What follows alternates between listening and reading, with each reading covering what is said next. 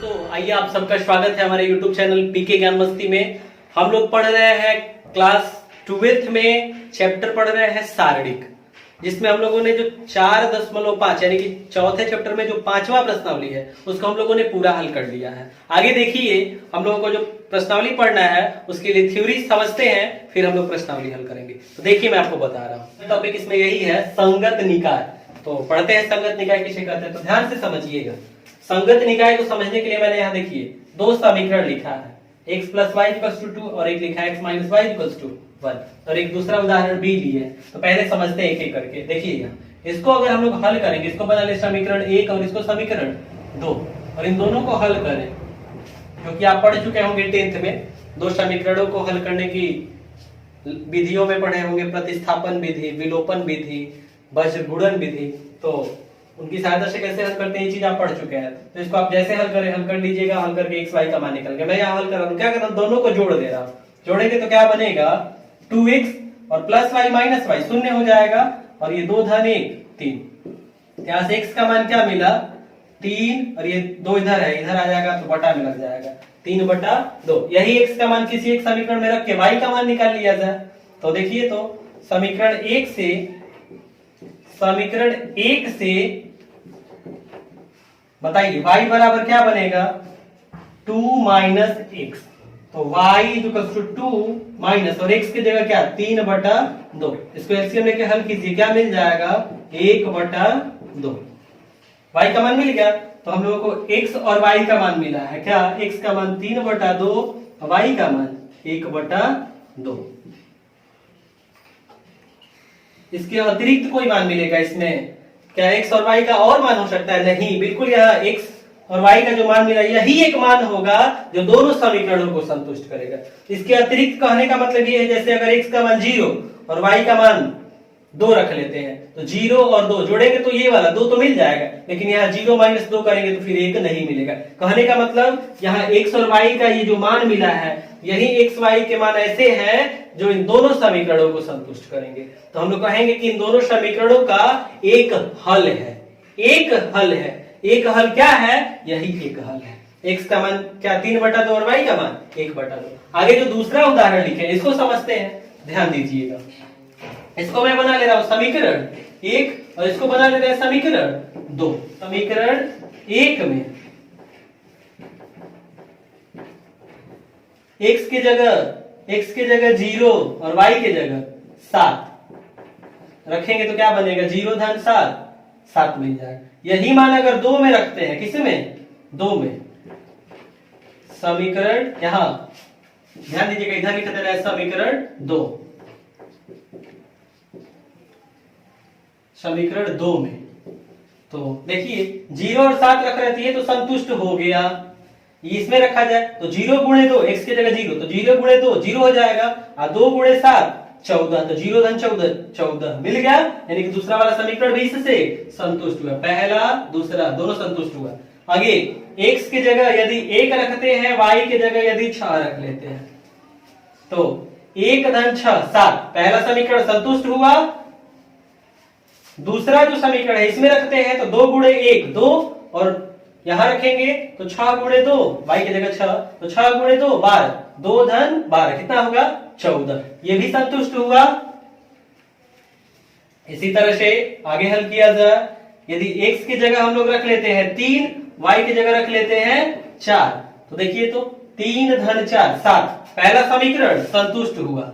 दूसरे समीकरण में रखते हैं तो x की जगह 3 × 2 6 बनेगा और ये 4 रखते हैं y की जगह तो 4 × 2 8, 6 और 8 जोड़ेंगे 14 मिल जाएगा। दूसरा समीकरण भी संतुष्ट हुआ। तो इस तरह से आप x और y के अनेक मान निकाल सकते हैं। अनेक कहने का मतलब यहाँ बहुत सारे मान निकाल सकते हैं, आप अनंत मान निकाल सकते हैं।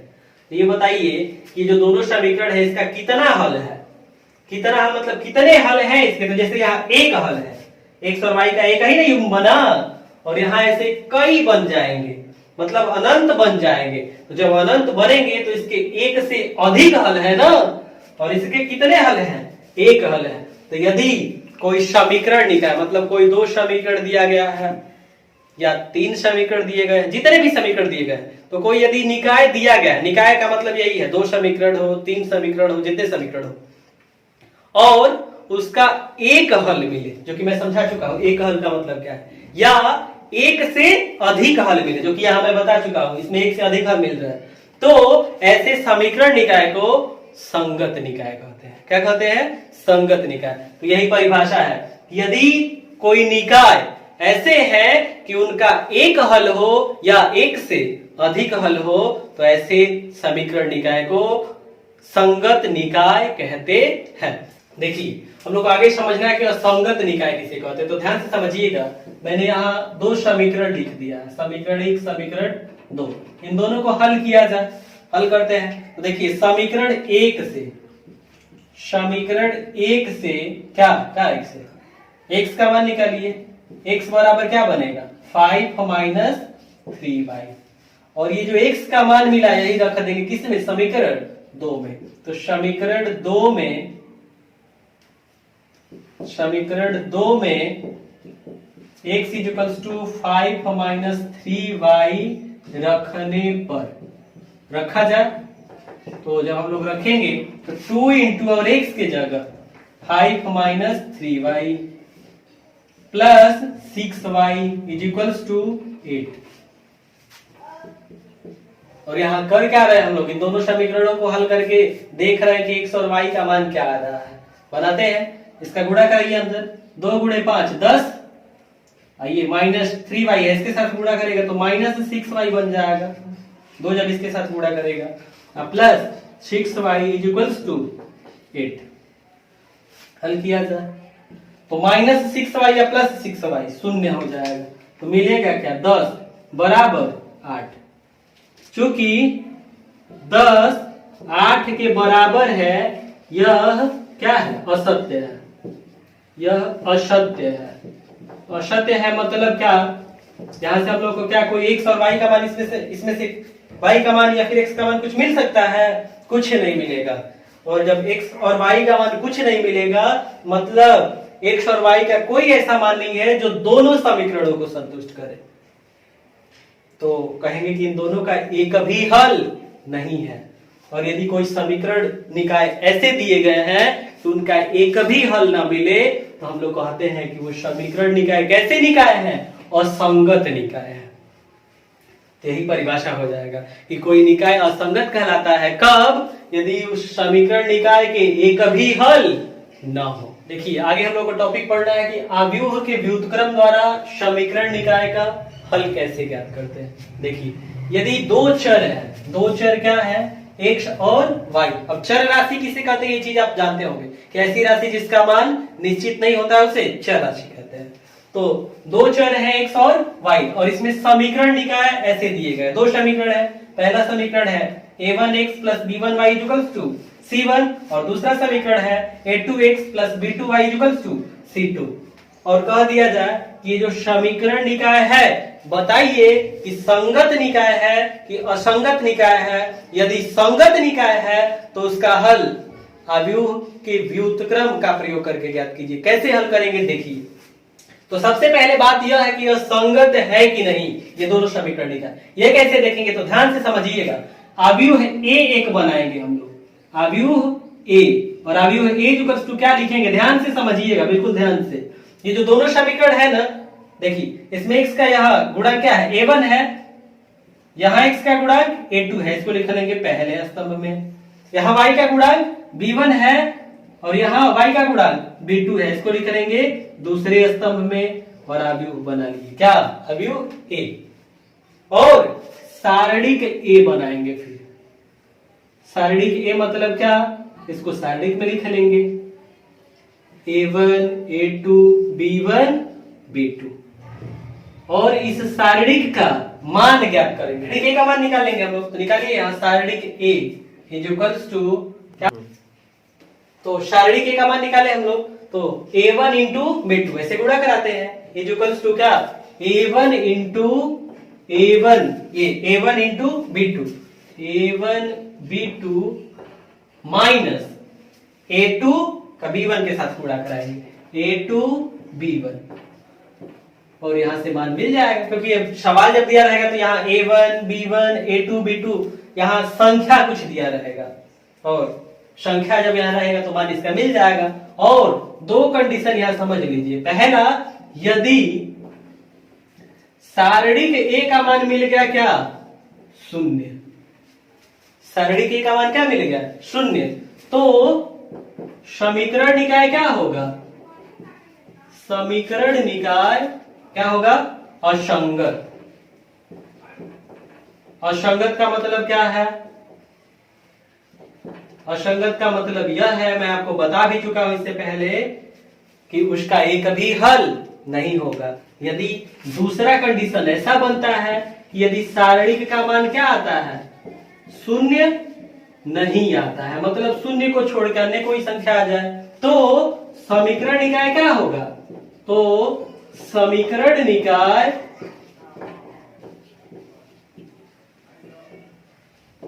संगत होगा,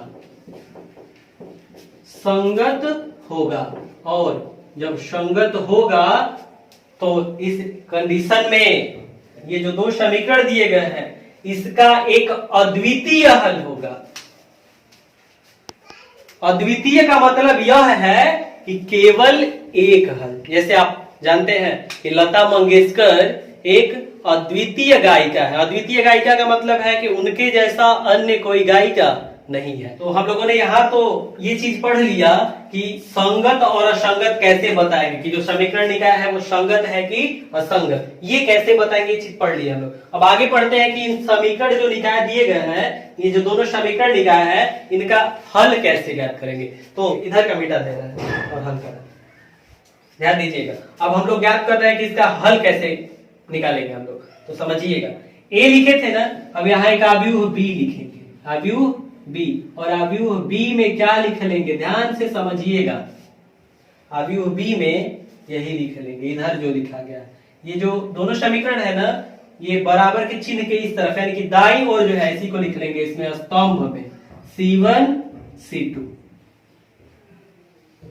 C1 C2, और एक अपने से आव्यूह x लिखेंगे हम लोग, और ये आव्यूह x में क्या लिखेंगे, तो इस आव्यूह x में लिख लेंगे हम लोग स्तंभ में क्या, तो समझिएगा इसमें दो चर है x और y। यहां ध्यान दीजिएगा, यहाँ स्मॉल x स्मॉल y लिखे हैं, यहाँ कैपिटल x है। मैं आपको बता भी रखा हूं कि आव्यूह को, जब आव्यूह चैप्टर पढ़ा रहे थे तो उसमें बता भी रखे हैं कि आव्यूह को हमेशा अंग्रेजी वर्णमाला के बड़े अक्षरों से प्रदर्शित करते हैं। तो x इक्वल्स टू इसमें लिख लेंगे x y स्तंभ में। तो a मैंने आपको बताया कैसे निकालेंगे, x के जो गुणांक है a1 a2 इसको पहले स्तंभ में, y के जो गुणांक है b1 b2 इसको दूसरे स्तंभ में लिख लिया। आव्यूह a मिल गया। आव्यूह b निकालने के लिए तो बराबर के इधर क्या दी गई है, C1 C2 जो है, बराबर के इधर जो है C1 C2 इसको लिख लेंगे स्तंभ में, b मिल गया। और आव्यूह x बराबर क्या, तो ऐसे आव्यूह में लिख लेंगे, स्तंभ में लिखेंगे x y। अब इसके बाद यदि सारणिक ए क्या मिल रहा है, शून्य के बराबर नहीं है, यदि सारणिक ए शून्य के बराबर नहीं है तो x इक्वल्स टू, हम लोग सूत्र लगाएंगे a इनवर्स इनटू b। अब यहां जो आव्यूह a है इसका हम लोग व्युत्क्रम ज्ञात करेंगे। आव्यूह b जो है यहां लिखे रहेंगे, इसका a इनवर्स के साथ गुणा करा देंगे, a इनवर्स के साथ आव्यूह b का गुणा करा देंगे और तब हल करेंगे हम लोग। तो यहां से x और y का मान मिल जाएगा और वही इन दोनों समीकरण निकाय का हल होगा। देखिए इस पे मैं एक सवाल समझा रहा हूं आपको। मैंने एक सवाल लिख लिया है, यहाँ दो समीकरण दिए गए हैं और इन दोनों समीकरणों का हल ज्ञात करना है कैसे, आव्यूह के व्युत्क्रम द्वारा। तो हल करते हैं, तो ध्यान से समझिएगा। हम लोग आव्यूह a बनाएंगे इसमें से, कैसे, तो यहाँ जो x का गुणांक है क्या है 2 और यहाँ x का गुणांक 3, इसको लिख लेंगे पहले स्तंभ में 2 3। यहाँ y का जो गुणांक है 5 और यहाँ है y का गुणांक 2, लिख लेंगे इसको दूसरे स्तंभ में। आव्यूह a बन गया। इसके बाद आव्यूह b लिखेंगे, तो आव्यूह b इक्वल्स टू क्या लिखेंगे, तो मैंने आपको बताया थ्योरी में, अभी तुरंत पहले मैंने थ्योरी बताया, यहाँ बराबर के इस तरफ जो है इसको लिख लेंगे स्तंभ में। तो 1 4 आव्यूह b लिख लिए। आव्यूह x लिखेंगे, तो आव्यूह x इक्वल्स टू क्या, तो लिख लेंगे हम लोग यहाँ समीकरण x और y, इसमें दो चर राशियां हैं तो लिख लेंगे स्तंभ में x y। तो हम लोगों ने a b x लिख लिया। अब इसके बाद यह देखेंगे कि समीकरण जो निकाय है वो संगत है कि नहीं। पहला स्टेप तो यही है, क्योंकि यदि संगत होगा तभी इसका हल होगा, संगत नहीं होगा तो हल नहीं होगा। तो पहले संगत चेक करते हैं। इसके लिए क्या करेंगे, सारणिक a का मान निकालेंगे। तो सारणिक में इसको आप लिख लेंगे, तब हल करेंगे तो मिलेगा 4 - 15। ध्यान दीजिएगा, इसको पहले सारणिक में लिख लीजिएगा तब हल कीजिएगा। तो सारणिक a का मान क्या मिल जाएगा, -11। तो यहां चूंकि सारणिक a जो है देखिए तो शून्य के बराबर आया है, शून्य के बराबर नहीं है, इसलिए समीकरण निकाय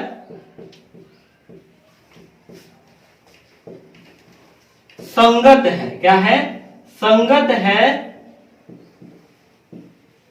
और इनका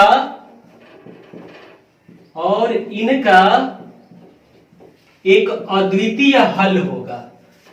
एक अद्वितीय का मतलब एक और केवल एक, मतलब जिसके जैसा दूसरा कोई ना हो। एक अद्वितीय हल होगा। अब यही अद्वितीय हल ज्ञात किया जाए कैसे, तो समझते हैं। तो हम लोग को निकालना है A इनवर्स, क्योंकि हम लोगों ने सूत्र ऐसे पढ़ा अभी कि x इक्वल्स टू क्या सूत्र लगाएंगे हम लोग, A इनवर्स B। तो इस सूत्र का प्रयोग करना है तो पहले A इनवर्स चाहिए, तभी तो इसमें A इनवर्स लिखेंगे। x और b तो है, अभी x और अभी b तो है, और A इनवर्स निकालेंगे कैसे, तो पहले ये जो अभी है इसको सारणिक में लिख लेंगे। इसमें सारणिक में जब लिखेंगे तो आप यहाँ पहले भी सारणिक में लिखे रहेंगे। तो देखिए यहाँ लिख दे रहे हैं 2 5, पहली पंक्ति में, दूसरी पंक्ति में 3 2। ध्यान दीजिएगा, सारणिक में इसको लिख दिए। अब उप सारणिक ज्ञात करेंगे M11। कैसे, पहली पंक्ति पहले स्तंभ को बंद कर देंगे, क्या मिलेगा 2। इसी तरह से M12 निकालेंगे तो क्या मिल जाएगा 3। बिल्कुल इसी तरह से M21 निकालेंगे तो क्या मिल जाएगा 5। M22 निकालेंगे तो क्या मिल जाएगा 2। अब हम लोग सहखंड निकालेंगे। सहखंड को Cij से प्रदर्शित करते हैं। इसके लिए सूत्र होता है -1 की घात i + j इंटू Mij। तो निकाला जाए तो फिर हम लोग निकालेंगे C11 और इसमें मान रख के ज्ञात करेंगे। तो C11 का मान मिल जाएगा क्या 2। यहाँ रखिएगा 1 धन 1, i और j की जगह 1 है, i की जगह 1 है, j की जगह भी 1 है, तो इसमें रखेंगे तो 1 धन 1 2, तो -1 की घात 2 मतलब क्या +1 मिलेगा। और M11 का मान 2, तो 1 × 2 2 ही ना मिलेगा। तो इसी तरह से आगे हल करते चलेंगे तो C12 का मान मिलेगा क्या -3, इसमें रख के निकालिएगा। C21 इसका मान जो मिलेगा -5, C22 इसका जो मान मिलेगा 4। हम लोगों ने निकाल लिया क्या सहखंड। अब सहखंड निकाल लिए तो समझ लीजिए, स्टेप समझ लीजिए। A इनवर्स निकालना है तो A इनवर्स के लिए सूत्र क्या होता है 1/डिटर्मिनेंट A इंटू एडजॉइंट A। अब इनवर्स के लिए ऐसा सूत्र होता है। अब एडजॉइंट A कैसे निकाले, तो एडजॉइंट A के लिए सूत्र होता है, क्रम से चलना है। और मैंने जो कुछ भी वीडियो पहले बना रखा है उसमें सहखंड उप सारणिक कैसे ज्ञात करते हैं, सहखंडज कैसे निकालते हैं, इसके लिए वीडियो बना रखा है। तो उसको ध्यान से पहले पढ़ लीजिए, तभी आपको बढ़िया से समझ में आएगा। तो देखिए यहाँ समझा रहा हूं, फिर भी जो है आप पहले की वीडियो देख लीजिए, उससे बेहतर समझ में आएगा। एडजॉइंट A कैसे निकालते हैं, तो चूंकि एडजॉइंट A के लिए सूत्र पढ़े हैं Cij मतलब सहखंडों से निर्मित अवयव का परिवर्त ज्ञात करते हैं। अब यहाँ सहखंड तो निकाल लिया हम लोग, तो ध्यान दीजिएगा यहाँ C22 जो हम लोग निकालेंगे तो देखिए यहाँ M22 2 है, यहाँ 4 नहीं 2 बनेगा। आगे देखिए हल करते हैं हम लोग। तो अब चूंकि एडजॉइंट A के लिए सूत्र हम लोग जानते हैं, एडजॉइंट A इसके लिए सूत्र क्या होता है सहखंडों से निर्मित अवयव का क्या परिवर्त। तो सहखंडों से निर्मित अवयव मतलब क्या C11 C12 C21 C22 और इस पर घात T बनेगा, मतलब ट्रांसपोज परिवर्त। तो एडजॉइंट A जो क्या बनेगा, ध्यान दीजिए जो पहली पंक्ति है इसको पहला स्तंभ बना देंगे C11 C12, जो दूसरी पंक्ति है दूसरा स्तंभ बना लेंगे C21 C22। अब क्या तो ये जो C11, C12, C21, C22 ये मान जो निकाला इसमें रखा जाए तो रखिए adjoint A equals to, इसमें मान रखेंगे तो बनेगा 2, C11 का मान है, C12 का मान -3 है, C21 इसका मान जो है -5 है और C22 इसका मान 2 है। एडज्वाइंट ए हम लोगों ने निकाल लिया। चूंकि अब A इनवर्स, तो इसके लिए सूत्र क्या होता है 1 upon determinant A into adjoint A। तो बनाया सर A इनवर्स, ध्यान दीजिए, तो A इनवर्स इक्वल्स टू क्या बनेगा, तो 1 अपॉन और डिटर्मिनेंट है, तो देखिए सारणी के का मान निकाले हम लोग यहाँ -11 इनटू एडज्वाइंट ए। देखिए हम लोगों ने यहाँ निकाला एडज्वाइंट ए, पहली पंक्ति में 2 -5, दूसरी पंक्ति में -3 2, तो हम लोगों ने ए इनवर्स निकाल लिया। अब ज्ञात करने के बाद हम लोग पढ़े हैं फॉर्मूला, चूंकि x equals to a inverse into b, तो अभी इसी सूत्र पे रखेंगे। तो ध्यान दीजिए ये चीज मैं मिटा दे रहा हूँ, फिर आगे हल कर रहा हूँ। तो रखते हैं इसमें x के जगह हम लोग रख लेंगे, क्या निकाले हम लोग, क्या पहले स्तंभ में xy, एक ही स्तंभ है xy is equals to a inverse. तो देखिए तो a इनवर्स हम लोगों ने ज्ञात किया है, a इनवर्स लिख लेंगे इसको -1/11 गुणे, और देखिए पहली पंक्ति में 2 -5 और दूसरी पंक्ति में -3 2 इनटू b, तो अभी वो b देखिए यहीं पे लिखे हैं स्तंभ में 1 7, इसको हटा दे रहे हैं। तो ध्यान दीजिए गुणा कराते हैं इसका, तो xy ऐसे लिख लेंगे अभी इक्वल्स टू -1/11 और इसका गुणा कराया जाए। तो मैंने दो अवयवों का गुणन जो है आपको अवयव चैप्टर जब पढ़ाया था तो उसमें मैंने आपको बता रखा है, तो उसको बेहतर समझने के लिए आप पहले की वीडियो जो मैंने अवयव चैप्टर में पढ़ा है उसको पढ़ लीजिए। पहले मैं आपको बार बार कहता हूँ कि जब भी वीडियो देखिए क्रम से देखिए, ताकि आपको वीडियो सही से समझ में आएगा। अगर क्रम से नहीं देखेंगे वीडियो समझ में सही से नहीं आएगा। तो देखिए इसको आगे हम करते हैं, गुणा कराते हैं। तो इसका गुणा ऐसे कराएंगे, यानी कि 2 गुणा करेगा 1 के साथ 2 बनेगा, और -5 गुणे 7 -35 बनेगा। इसी तरह से अब ये वाला इसका ऐसे गुणा कराएंगे, -3 1 के साथ गुणा करेगा तो -3 और 2 गुणे 7 क्या बन जाएगा +14। हल किया जाए तो जब हम लोग हल करेंगे इसको तो बनेगा अवयव में से xy इज इक्वल्स टू -1/11 और यहाँ 2 से 35 घटाएंगे मिल जाएगा -33 और -3 धन 14 मिल जाएगा 11। अब -1/11 का अंदर गुणा करा दिया जाए, -1/11 का जब अंदर गुणा कराएंगे तो मिलेगा हम लोगों को ऐसे, ये वाला लिख लिया जाए ऐसे ही xy इज इक्वल्स टू, यहाँ माइनस माइनस का गुणा होगा तो प्लस बन जाएगा, और 11 से 33 कट जाएगा 3 बार में, तो मिल जाएगा हम लोगों को यहाँ 3। इसी तरह से यहाँ बनेगा तो प्लस माइनस गुणा होगा माइनस बनेगा, और 11 से 11 एक बार में कट जाएगा, मिल जाएगा यहाँ ऐसे, तो 3 -1 कैसे बन जाएगा। अब यहाँ देखिए तो दोनों अवयवों के बीच बराबर का चिन्ह है, मतलब दोनों अवयव समान अवयव है, तो संगत अवयव को बराबर रख लेंगे। यहाँ से मिल जाएगा x इक्वल्स टू क्या 3 तथा y इक्वल्स टू -1।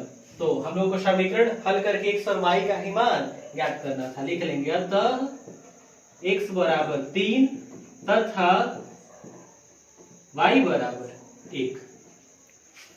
इस तरह से हम लोगों ने पढ़ लिया कि यदि दो चरों में समीकरण दिया गया, यानी कि 2 चर हो, जैसे यहाँ 2 चर x और y था, इसमें अगर कोई समीकरण दिया गया हो तो अवयव के व्युत्क्रम से कैसे जो है उन समीकरणों का हल ज्ञात करते हैं। आइए आगे पढ़ते हैं हम लोग कि यदि समीकरण में 3 चर राशियां हैं तब जो है समीकरण का हल कैसे ज्ञात करते हैं अवयव के व्युत्क्रम द्वारा। तो देखिए आगे मैं समझा रहा हूं।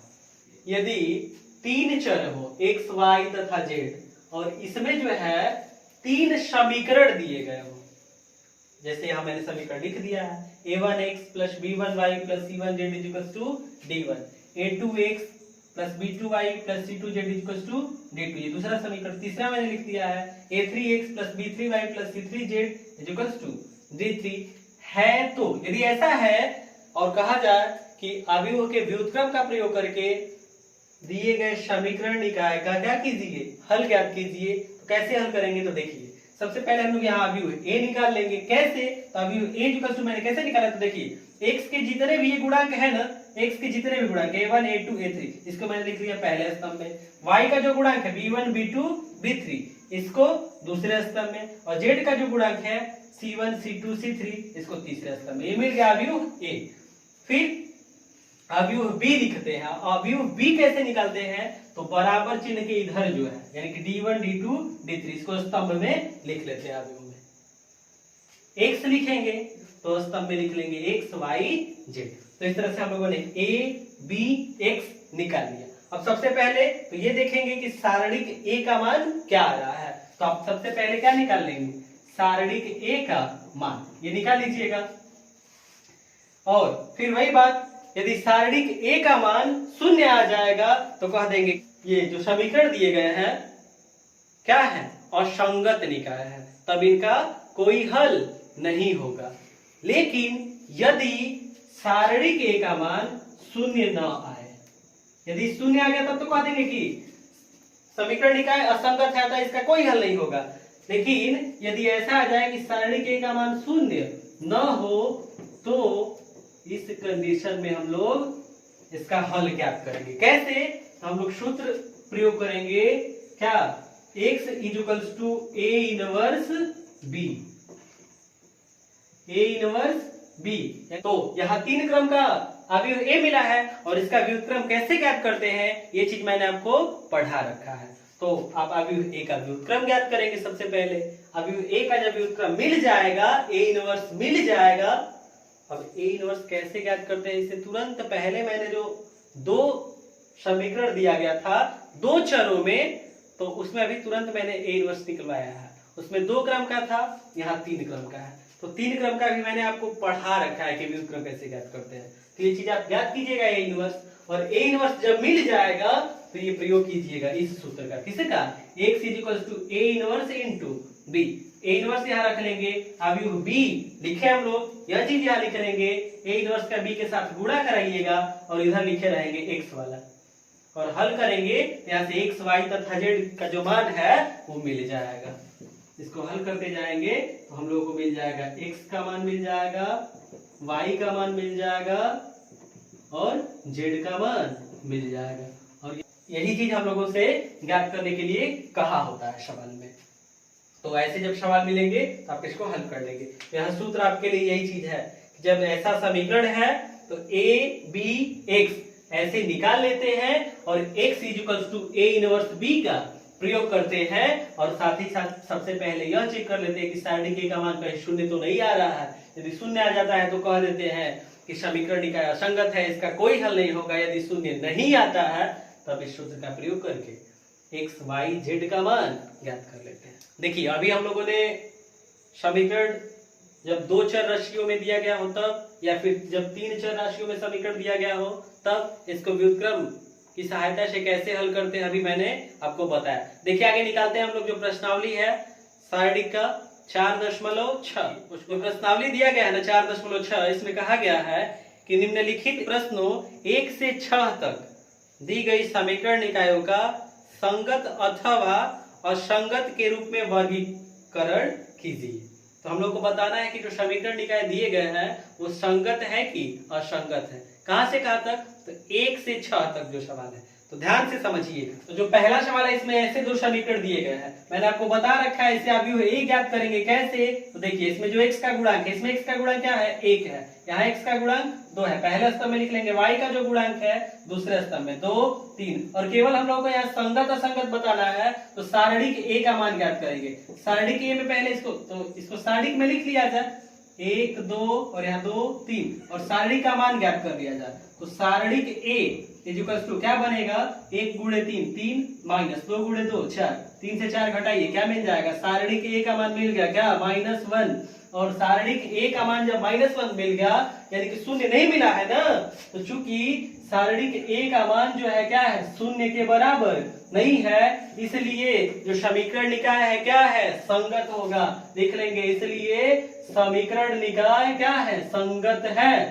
समीकरण निकाय संगत है। दूसरा, तीसरा, चौथा और छठा एक ही जैसा है, बस इसमें दो चर राशियां थी, इसमें चौथा और छठवें सवाल में तीन चर राशियां x, y और z दिए गए हैं। अभी ये ऐसे ही ज्ञात करेंगे, सारणी का मान ज्ञात करेंगे। यदि शून्य नहीं आएगा तो समीकरण निकाय संगत होगा, और यदि शून्य आ जाता है तो समीकरण निकाय असंगत होगा। तो 5 नंबर सवाल मैं आपको समझा दे रहा हूं। देखिए पांचवा सवाल, देखिए पांचवा सवाल ऐसे दिया गया और बताना है कि संगत है कि असंगत है समीकरण का। ध्यान से समझिएगा। पहला जो समीकरण दिया गया है इसमें तीन चर राशियां हैं, x, y, z। दूसरे वाले में देखिए y, z है, x नहीं है। तीसरे वाले में x, y है, z नहीं है। तो इसमें अवयव a कैसे ज्ञात करेंगे, तो यही चीज समझना है, बिल्कुल ध्यान से समझिएगा। तो इस वाले में x नहीं है तो इसको देखिए, तो ऐसे हम लिख सकते हैं 0 इंटू एक्स, इसको प्लस कर देंगे। इसमें 0 गुणे x करेंगे तो फिर शून्य हो जाएगा, शून्य को जोड़ेंगे, इसमें कोई अंतर आएगा, कोई अंतर नहीं आएगा। तो यहाँ लिख लिए 0 इंटू एक्स, तो यहाँ x वाला पद हो गया। x है, y है, इसमें z नहीं है तो लिख लेंगे प्लस 0 इंटू जेड, क्योंकि हल करेंगे फिर यह शून्य बन जाएगा। इसके बाद जैसे पहले मैंने आपको बताया था वैसे ही x के जो गुणांक है इसको पहले स्तंभ में 3 0 3 3 0 3, y का जो गुणांक है तो यहाँ देखिए y का गुणांक क्या है, -1 है, -1 यहाँ लिख लेंगे -1। यहाँ जो y का गुणांक है 2 और यहाँ -5, यानी कि जो y का गुणांक है इसको हम लोगों ने लिख लिया दूसरे स्तंभ में, और z का जो गुणांक है लिखा जाए, z का गुणांक है -2, यहाँ -1 और यहाँ 0, तो यह मिल गया क्या, अवयव a। अब इसके बाद आप सारणिक में लिख लेंगे इसको, कैसे, इसी को ऐसे लिख दीजिए सारणिक में। पहली पंक्ति में 3 -1 -2, दूसरी पंक्ति में 0 2 -1 और फिर 3 -5 0। अब सारणिक में जब लिख लिया हम लोग तो इस सारणी का मान आप खुद से हल कीजिएगा। मैंने आपको बता रखा है कि किसी सारणी का प्रसार करके मान कैसे ज्ञात करते हैं, तो इसको हल करके आप सारणी के का मान खुद से ज्ञात कीजिएगा। यदि सारणी के a का मान 0 आ जाएगा तो लिख लीजिएगा कि जो समीकरण निकाय है वह असंगत निकाय है, और यदि सारणी के a का मान 0 के बराबर नहीं आएगा, मतलब 0 को छोड़कर अन्य कुछ आ जाएगा, तो लिख लीजिएगा कि जो समीकरण निकाय है वो क्या है, संगत निकाय है। ये आगे जो सवाल दिया गया है पांचवा मैंने आपको हिंट किया, 6 नंबर आप खुद से बनाइएगा, क्योंकि बिल्कुल आपको उसमें x y z सभी दिए गए हैं, सभी पद दिए गए हैं, बनाइएगा खुद से। देखिए 7 नंबर में का है, तो इसके लिए दिया गया कि 7 से 14 तक जो प्रश्न है ना, इसमें समीकरण निकाय को अवयव विधि से हल कीजिए। देखिए तो 7 8 9 प्रत्येक जो है इसमें दो चर राशियां x और y, तो इसको हल कैसे करते हैं मैंने जब आपको सूत्र बताया तो उसी में मैंने एक उदाहरण देके हल कराया था सवाल, बिल्कुल उसी तरह से 7 8 9 10 भी वैसे ही है। खुद से हल कीजिए इन सवाल को, इन सवालों को खुद से हल कीजिए। 11 नंबर जो सवाल है देखिए मैं आपको हिंट कर रहा हूं कैसे हल करना है। 11 नंबर सवाल ऐसे दिया गया है, 3 समीकरण दे दिया गया है और कहा गया कि अवयव विधि से इसका क्या निकालिए, हल निकालिए। कैसे हल करेंगे देखिए, तो क्या समझिएगा, इसमें 3 चर राशियां x y z, इसमें भी 3 चर राशियां x y z, इसमें 2 ही है, y है z है, x नहीं है, तो इसमें अपने से प्लस कर देंगे हम लोग क्या, 0 इंटू एक्स, क्योंकि 0 से जब गुणा कराएंगे x में क्या हो जाएगा, 0 हो जाएगा, तो यहाँ लिख लेंगे 0 इंटू एक्स, जोड़ लेंगे और इसके बाद अवयव a बनाएंगे। तो बनेगा क्या, तो देखिए ये x के जो गुणांक है इसको लिख लेंगे पहले स्तंभ में, तो यहाँ x का गुणांक 2 है, यहाँ x का गुणांक क्या है, 1 है। अब कोई ये कहेगा कि यहाँ गुणांक कुछ नहीं है, तो समझिएगा x को 1 गुणे x लिख सकते हैं, क्योंकि 1 का जब गुणा कराएंगे x में तो क्या मिलेगा, x ही नहीं मिलेगा। यहाँ x का गुणांक 1 है, लिख लेंगे यहाँ 1, यहाँ x का गुणांक 0 है, यहाँ y का जो गुणांक है इसको लिख लेंगे दूसरे स्तंभ में, तो y का गुणांक 1, यहाँ y का गुणांक -2, यहाँ जो y का गुणांक है 3 है, दूसरे स्तंभ में लिख लिया हम लोग। तीसरे स्तंभ में z के गुणांक को लिख लेंगे, तो z का गुणांक यहाँ है 1, यहाँ -1 और यहाँ क्या है 5। अभी ए बना लिए हम लोग। इसके बाद अभी बी क्या कैसे बनाएंगे, तो अभी बी इक्वल्स टू क्या, बराबर के इधर जितने लिखेंगे इसको लिख लेंगे स्तंभ में, यानी कि 1 3/2 9। इसके बाद अव्यूह x कैसे लिखेंगे, तो इसमें 3 चर राशियां है x y z, तो लिख लेंगे स्तंभ में x y z। हम लोगों ने अव्यूह a, अव्यूह b, अव्यूह x लिख लिया। अब इसके बाद क्या करेंगे, मैं हिंट कर रहा हूं, ध्यान से समझिएगा। अव्यूह a लिख लिए हैं, तो यहां से आप सारणिक a का मान निकालिए। तो क्या बनेगा, इसको लिख लिया सारणिक में, तो ध्यान दीजिएगा। पहले स्तंभ में क्या है, 2 1 0, पहले स्तंभ में 2 1 0। दूसरे स्तंभ में 1 -2 3, 1 -2 3। इसके बाद 1 -1 -5, तीसरे स्तंभ में है 1 -1 -5, तीसरे स्तंभ में। अब क्या कीजिएगा, सारणिक का प्रसार कीजिए खुद से और सारणिक ए का मान ज्ञात कीजिए। सारणिक ए का मान यदि 0 आ जाएगा तो कह दीजिएगा कि चूंकि सारणिक ए का मान 0 है, अतः दिए गए समीकरण निकाय असंगत होंगे, अतः इनका कोई हल नहीं होगा। लेकिन यदि सारणिक ए का मान 0 नहीं आया, 0 नहीं आया यानी कैसे आ गया, यदि सारणिक ए जो है वो 0 के बराबर नहीं आया, ऐसे इज नॉट इक्वल्स टू 0, तब क्या कीजिएगा, तो तब बना दीजिएगा x इक्वल्स टू क्या, a इनवर्स इंटू b। अब a इनवर्स मतलब अव्यूह a लिखे हैं, अव्यूह a का व्युत्क्रम ज्ञात कीजिएगा, और जब अव्यूह a का व्युत्क्रम a इनवर्स मिल जाएगा तो इसमें x के जगह, अव्यूह x के जगह ये चीज लिख लीजिएगा, a इनवर्स जो मिला रहेगा यहाँ लिख लीजिएगा, और अव्यूह b यहाँ लिखे हैं इसको लिख लीजिएगा, और इसको हल करेंगे तो x y और z का मान मिल जाएगा, यही चीज कहा गया है। तो आप पहले a इनवर्स निकालिएगा, फिर हल करेंगे तो x y z का मान प्राप्त हो जाएगा। तो ये सवाल मैंने आपको हिंट किया है, समझाया है कि सवाल को हल कैसे करना है, इसको आप खुद से हल कीजिए। तो ध्यान दीजिएगा, यहाँ जो मैंने आपको सवाल समझाया ना 11 नंबर, बिल्कुल इसी तरह से 12 13 14 और 15 नंबर सवाल खुद से हल कीजिए। 16 नंबर भी ऐसे ही है, हल्का सा अलग है, मैं इसको देखिए हिंट कर रहा हूँ, समझा रहा हूँ। देखिए आगे जो 16 नंबर सवाल दिया गया है, कह रहा है इसमें कि 4 किलोग्राम प्याज, 3 किलोग्राम गेहूं और 2 किलोग्राम चावल का मूल्य जो है 60 रुपया है। आगे और कहा है कि 2 किलोग्राम प्याज, 4 किलोग्राम गेहूं और 6 किलोग्राम चावल का मूल्य 90 रुपया है। आगे एक और चीज कहा गया है कि यदि 6 किलोग्राम प्याज है, 2 किलोग्राम गेहूं है और 3 किलोग्राम चावल है, तो इसका मूल्य 70 रुपया है। कह रहा है कि अव्यूह विधि द्वारा प्रत्येक का मूल्य प्रति किलोग्राम ज्ञात कीजिए। यहां हम लोग मान लेंगे कि माना प्याज, गेहूं और चावल का मूल्य प्रति किलोग्राम क्रमशः x, y तथा z है। मतलब क्या है कि 1 किलोग्राम प्याज का मूल्य 100 रुपया है, 1 किलोग्राम गेहूं का मूल्य y रुपया है तथा 1 किलोग्राम चावल का मूल्य z रुपया है। तो इसको लिख लेते हैं। तो यहाँ लिख लिया हम लोग कि माना प्याज, गेहूं तथा चावल का मूल्य क्रमशः 100 रुपया, y रुपया तथा z रुपया प्रति किलोग्राम है। मतलब 1 किलोग्राम प्याज का मूल्य 100 रुपया, 1 किलोग्राम गेहूं का मूल्य y रुपया तथा 1 किलोग्राम चावल का मूल्य z रुपया है। आगे हल करते हैं। पहला जो कंडीशन दिया गया है, क्या दिया गया है, इसमें 4 किलोग्राम प्याज, 3 किलोग्राम गेहूं और 2 किलोग्राम चावल का मूल्य 60 रुपया। तो यह बताइए 1 किलोग्राम प्याज का मूल्य 100 रुपया, तो 4 किलोग्राम प्याज का मूल्य कितना हो जाएगा, 4x न, और 3 किलोग्राम गेहूं कहा गया है, तो 1 किलोग्राम गेहूं का मूल्य y रुपया है, तो 3 किलोग्राम गेहूं का मूल्य कितना हो जाएगा, 3y रुपया ना। इसमें 2 किलोग्राम चावल कहा गया है, तो 1 किलोग्राम चावल का मूल्य z रुपया है, तो 2 किलोग्राम चावल का मूल्य कितना हो जाएगा, 2z। सबको मिला के इसका मूल्य दिया जा रहा है कितना रुपया, 60 रुपया। तो सबको मिला के मतलब सबको प्लस कर देंगे और किसके बराबर रख लेंगे, 60 के बराबर। पहले शर्त के अनुसार समीकरण 1 मिल गया।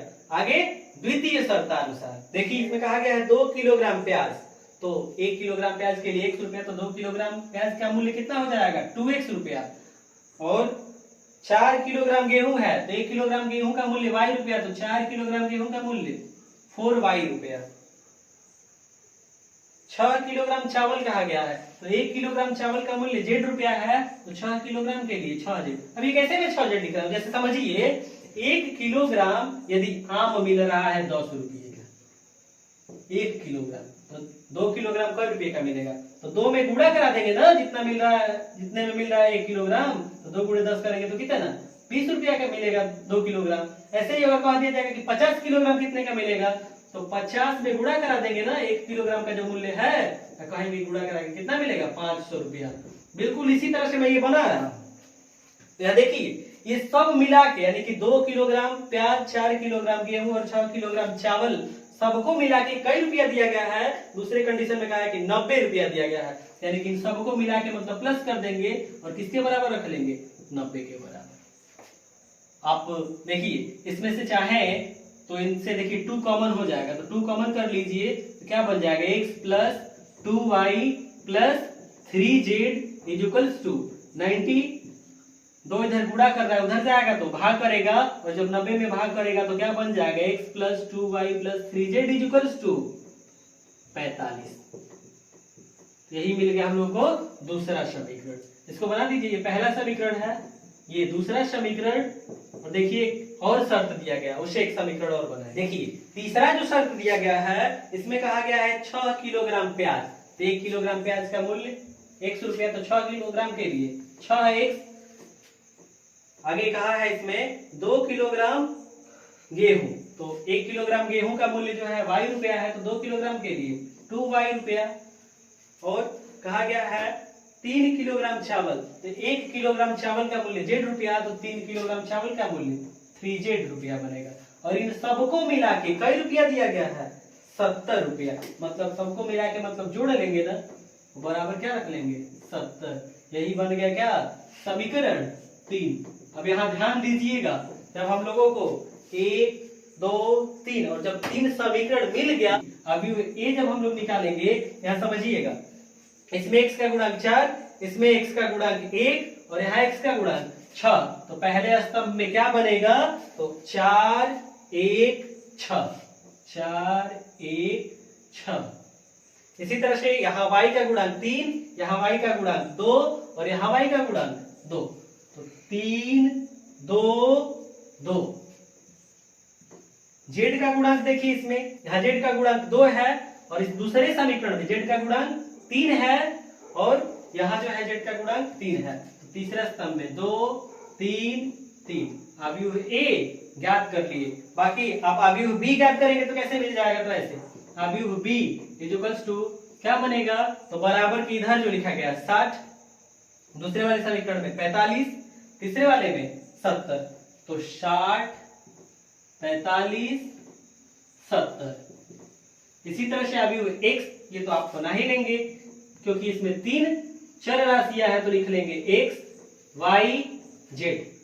आगे जो है आपको कैसे हल करना है, तो आप सारणिक a का मान निकालिएगा, यदि सारणिक a का मान 0 के बराबर नहीं आएगा तो फिर प्रयोग कीजिएगा सूत्र का क्या, x equals to a inverse b, तो आप अवयव a का व्युत्क्रम ज्ञात कीजिएगा, उसका b के साथ गुणा और उसको हल करने से आपको x y और z का मान प्राप्त हो जाएगा। और x y z कहे किसको है, तो x जो है 1 किलोग्राम प्याज का मूल्य है, y जो है 1 किलोग्राम गेहूं का मूल्य है और z जो है 1 किलोग्राम चावल का मूल्य है, और यही चीज हम लोगों को ज्ञात करना है। तो इस तरह से हम लोगों ने जो 16 नंबर सवाल है हल कर लिया। इसी के साथ जो है जो प्रश्नावली है 4.6 ये पूरा हुआ, और इसी के साथ हम लोग जो चैप्टर पढ़ रहे थे सारणिक यह भी पूरा हुआ। तो ये जो मैंने सवाल आपको बताया इसको पढ़िए, ध्यान से समझिए, और अगर अच्छा लगता है ये वीडियो में जो कुछ भी मैं आपको समझा रहा हूँ तो अपने दोस्तों के साथ इसे शेयर कीजिए। हमारे चैनल पीके ज्ञान मस्ती को सब्सक्राइब कीजिए, साथ ही साथ बेल नोटिफिकेशन को प्रेस कर लीजिए ताकि आने वाली जो नई वीडियो है उसकी जानकारी आपको प्राप्त हो जाए। फिर मिलेंगे हम लोग अगले वीडियो में एक नए चैप्टर के साथ। जय हिंद दोस्तों।